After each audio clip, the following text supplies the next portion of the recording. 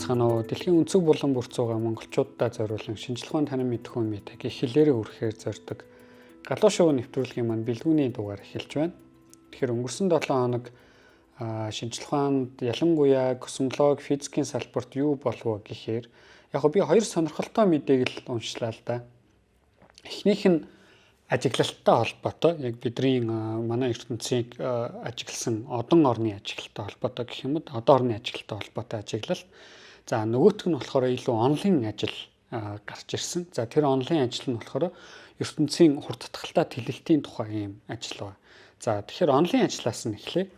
Арай илүү надад ойр юм уу да. Илүү онл хийдэг талын хүн болохоор. Тэгэхээр онлайн ажил нь юу вэ гэхээр бид нар манай ертөнц хурдтгалтай тэлж байгаа гэдгийг мэддэг тийм. Манай ертөнц ямар ч тодорхой хэмжээнд хурдтгалтай тэлж байгаа гэж мэддэг. За энэ ажиглалтын үр дүнд энэ ажиглалтыг юугаар тайлбарладаг вэ гэхээр стандарт космологийн онол гэж байдаг. Лямбда CDM онол гэж нэрлэдэг. За лямбда гэдэг нь болохоор космологийн тогтмол, CDM гэдэг нь cold dark matter буюу харанхуй хүүтэн харанхуй матери илэрхийлдэг ба.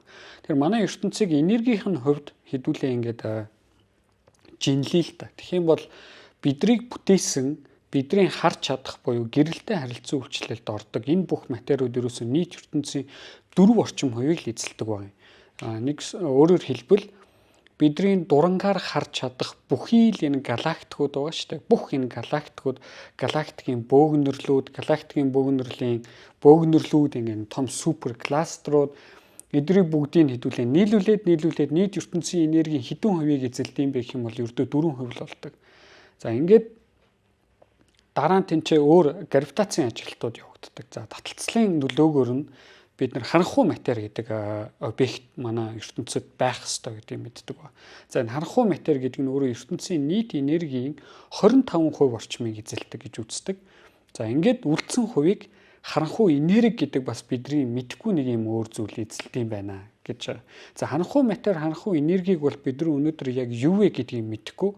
За харанхуй материйн тухай 2 сарын өмнөх дугаарууд дээр хальталт ярьсан санагдаж байна. Харанхуй энерги гэдэг бол ерөөсөө манай ертөнцийг хурдтгалтай тэлүүлж байгаа тэр зүйлийг л хэлээд байгаа. Гэтэ яг юу вэ гэдгийг бид нар мэдэхгүй.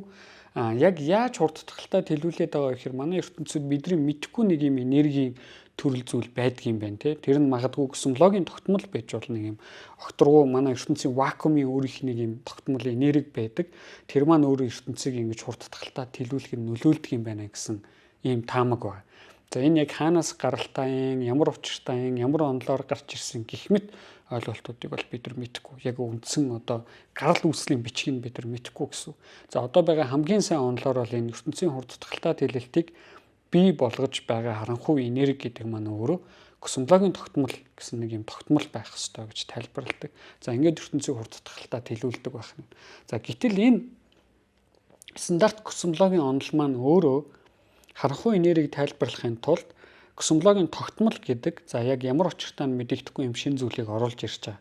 За нөгөө талаас космологийн үндсэн зарчмууд гэж байдаг. Тэр нь юу вэ гэхээр бид нар ингээд ертөнцийг асар том хэмжээст нь харах юм бол ертөнц ерөнхийдөө изотропик болон нэгэн төрөл гэдэг.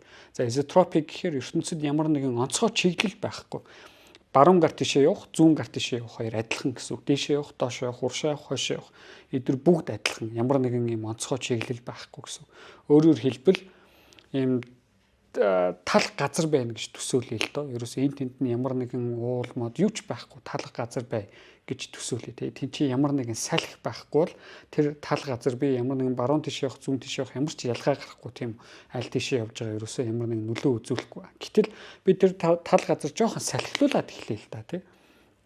Тэгэх юм бол салхи хаанаас салхилж байгаас шалтгаалаад би аль зүг рүү явж байгаа гэдэг маань өөрөө ялгаатай болоод эхэлнэ тий. Хэрвээ салхи хойноос уршаа салхилж явах юм бол би хойшоо явахад илүү хэцүү болно шүү дээ. Харин уршаа явахад илүү амархан болчихно тийм үү салхины нөлөөгөөр.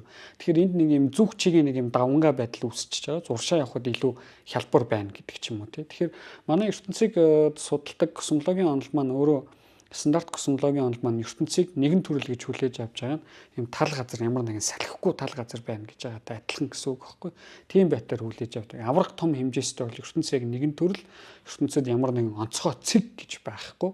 Тэр ямар нэгэн онцгой цэг гэдэг нь юу вэ гэхээр нөгөө тал газараа ямар нэгэн гэр айл бай гэж бодъё л доо. Тэгэх юм бол тэр айл тэр тал газар онцгой цэг болчих шүү дээ. Тийшээ ихэнх хүмүүс чинь одоо цүлд төөрцөн явж байгаа хүн байх юм бол тийшээ чиглэж очиж газар асууя гэдэг юм. Тийшээ нэг юм онцгой цэг үүсчихэж байна гэсэн. Тэр ертөнцид ямар нэг юм онцгой цэг, онцгой чиглэл байхгүй гэж үздэг. Изотропик нэгэн төрөл гэдэг. Одоо мөн 3 дахь нь бол манай ертөнцийн гэдэг хавтгай зүйл байгаа гэж үзэж байгаа.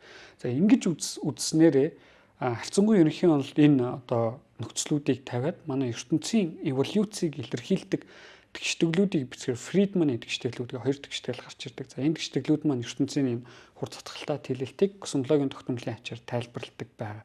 За гэтэл энэ шинэ гарч ирсэн онол маань яасан мэхээр яг шинэ онол гэхээс илүү энэ космологийн бидний стандарт космологийг одоо тодорхой хэмжээнд жоохон өөрчлөөд тэгээд манай ертөнцийн өнөөгийн ажиглагдж байгаа зүйлүүдийг тайлбарлах боломж байна уу гэж асуусан гэсэн. За энэ өөрчлөлт нь юу вэ гэхээр би түрүүний ихэнд хэлсэн ертөнцид онцгой чиглэл байхгүй, ертөнцид онцгой цэг гэж байхгүй гэсэн. Хэрвээ байвал яах вэ гэсэн нөхцөл тавьж болно. Манай ертөнц изотропик биш, нэгэн төрөл биш байвал яах вэ? Манай ертөнц маань хаашаа явж байгаас шалтгаалаад нэг юм тодорхой өөр байдаг. Аль зүг рүү явж байгаас, аль чиглэл рүү явж байгаас шалтгаалаад ийм өөр байдаг. Нэгэн төрөл биш, изотропик биш ийм ертөнц байгаад энэ ертөнцийн загвараа Эйнштейний харьцангуй ерөнхий онол руу оруулаад ертөнцийн эволюцийг хэдүүлээ тооцож үзье гэж асуусан байна. За ингэж тооцож үзээд асуухаар юу гарсан бэ гэхээр энд нэг сонирхолтой зүйл гарсан. ертөнц ингээ хангалттай тэлээд эхлэх юм бол за яг одоо ингэж тэлээд эхлэхийн өмнө гэхээс илүү нэг Фридманы тэгштгэлээ дахиад орё л доо. Одоо ингээд оруулахаар юу вэ гэхээр ертөнцийн аль чиглэл болон хаашаа явж байгаас шалтгаалаад ертөнц маань юм нэгэн төрөл биш болж шүү дээ. Тэгэхээр энэ маань өөрөө ертөнцийн геометри шин чанар маань өөрчлөгдөж байна гэдэг. За энийг нь болохоор Финдлерийн геометри гэж нэрлэдэг юм өөр геометри. Тэр нь яг манай ертөнцийг бол өмнө энгийн космологт бол Риманы геометрээр тайлбарладаг гэсэн бол одоо Финдлерийн геометри гэдэг өөр геометри оруулж ирээд илүү өргөдөгсөн геометри гэсэн.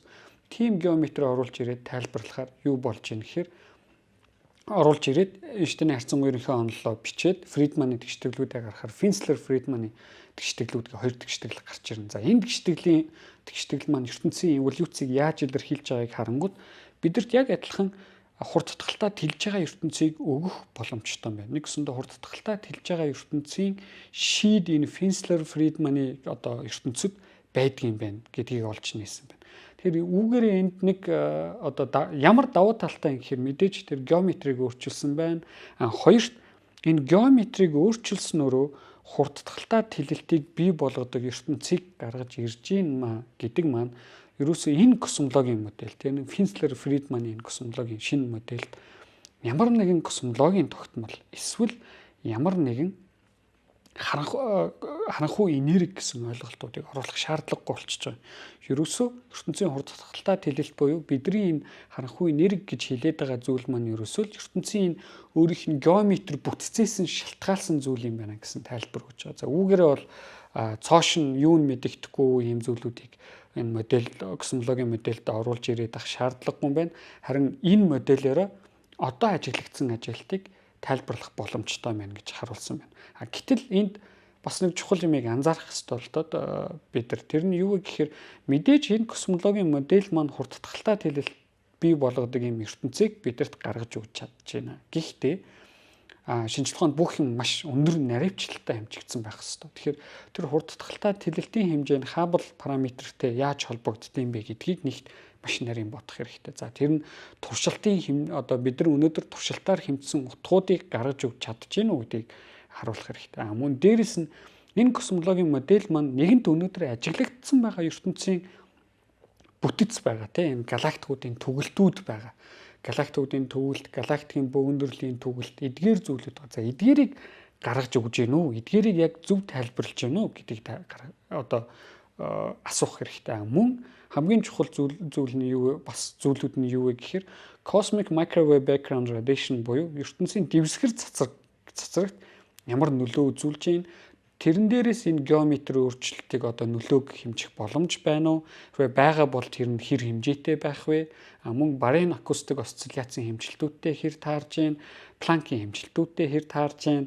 Джеймс Веб Хабблийн хэмжилтүүдтэй хэр таарж байна? Энэ бүх хэмжилтүүдийг мөн давхар гаргаж явах хэрэгтэй. Тэгэхээр энэ модель бол одоохондоо зүгээр цоошин модель. За энэ модель нь ертөнц өөр геометртэй байх юм бол хурдтгалтай тэлж болно гэдгийг харуулсан. Бусдаар бол яг бүрэн батлагдаад шууд манай ертөнц чи ийм өөр геометр бүтцтэй байсан юм байна гэж баталж байгаа. Тэгэхээр ирээдүйд бол туршилтын космологичд болон онлайн космологичд энэ туршилтаар нэгэнд ажиглагдсан космологийн дата болон тэрийг энэ шинэ космологийн загвараар өөр космологийн загвараар яаж хэрхэн тайлбарлаж болох вэ гэдгийг хийх хэрэгтэй байна гэсэн. Тэгэхээр энэ ажил магадгүй ирээдүйд CMB-г тайлбарлаж чадахгүй болоод тийг нь мартагдж болно. Эсвэл CMB-г тайлбарлаад харин ч илүү өндөр оноо аваад гэх юм өндөр илүү магадaltaй ертөнцийн бодит загвар болох илүү магадлал нь илүү ихсээд явчих болно л. Тэгэхээр одоохондоо бид нар мэдхгүй зүгээр нэг шинэ зүйл нь бид нар ханхуй энерги гэдэг юм цоошин юунч мэддэхгүй ойлголт оруулж иж ертөнцийгээ тайлбарлах шаардлагагүй юм шүү. Манай ертөнц чинь өөрөө бидний энэ assumption хийж сонгож авснаас өөр геометр бүтцтэй юм шүү гэсэн юм шинэ харах өнцгийг олгож байна гэсэн. Яг өмнө нь иймэрхүү ажлууд байдаг байсан. Энэ ажил маань өөрөө тэдгээр ажлуудыг илүү өргөтгсөн гэдэг утгаараа сонирхолтой ажил гарсан. Мэдээ өнгөрсөн 7 хоногт гарсан байна. За нөгөө тэгвэл туршилтын космологи дээр юу олоод ажиглагдсан бэ гэсэн чинь маш эртний ертөнцийг бид нар ажиглаж чаддаг наадзах нь CMB-г бид нар ажиглаж чаддаг. За мөн James Webb Space Telescope ч юм уу эсвэл Hubble дурангаар асар холын галактикуудыг харна гэдэг маань ерөөсөө бид нар цаг хугацаагаар аялж байгаа. Бид нар өнгөрсөнг харж байгаа гэсэн. Тэгэхээр тийм асар холын бүдэг зэгүүдийг ажиглаж исэн чинь юу гараад ирсэн гэхээр ийм галактикийн бөөгнөрөл гарч ирсэн байна л. Гэтэл нөгөө галактикийн бөөгнөрөл маань айгүй залуухан. Ерөөсөө их тесрэлтээс хойш 1.1.4 тэрбум жилийн настай. Тийм залуухан галактикийн бөөгнөрөл гарч ирсэн байна. За энэ залуухан галактикийн бөөгнөрлийнхөө тэгвэл яг яаж үүссэн юм бол ямар бүтцүүдээс хоорондоо нийлж байгаа юм галактикийн бөөгнөрөл бий болчих.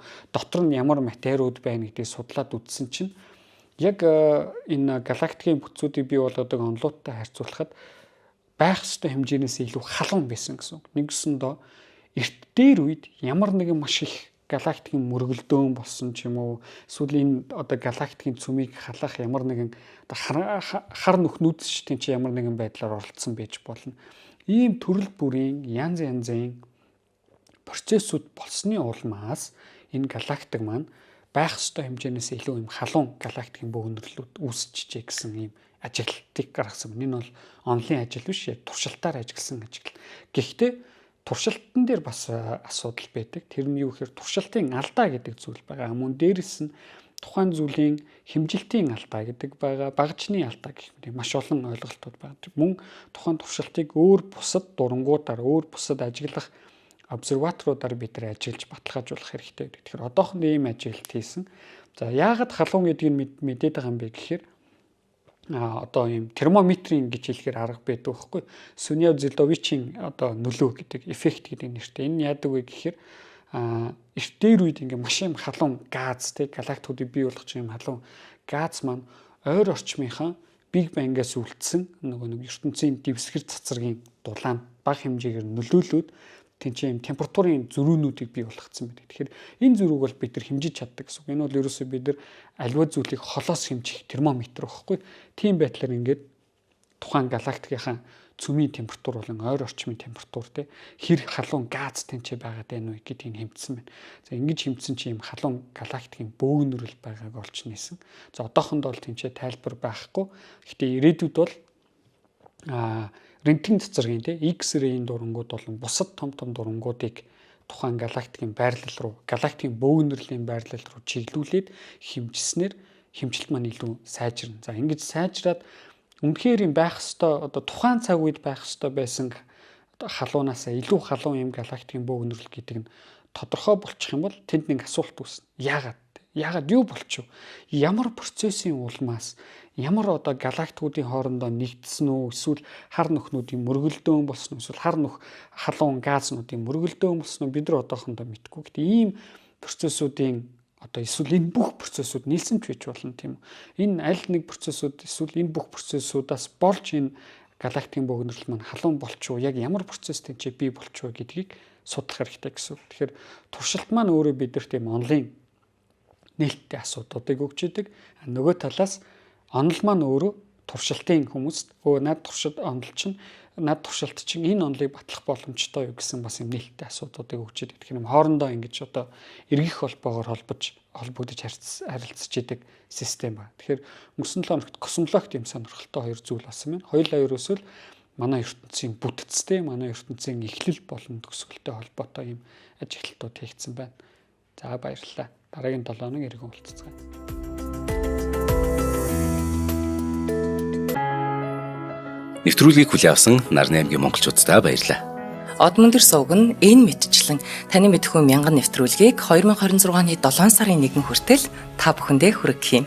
Их хэлээрээ шинжлэх ухаан танин мэдхүйг түгээхийн үлсэд нэгтгэх хүсвэл та бидэнд хандив өгөх боломжтой. Жилдээ ганцхан удаа 100,000 төгрөгөөр биднийг дэмжснээр шинжлэх ухаан танин мэдхүйг түгээх энэ үйл хэрэг амжилттай үргэлжлэх юм. Одмөндөр нэр дээрх Удаагийн банкны дансага 4191 тэг 4518. Та 100,000 төгрөгөөр шилжүүлэхдээ гүйлгийн утга дээр нь өөрийн нэр болон утасны дугаараа заавал бичээрэй. 100,000 төгрөг хандалснаар Одмөндөр сувгийн алтан гишүүн болох юм а. Шинжлэх ухаан танин мэдхүй Монголд ялах болтугай.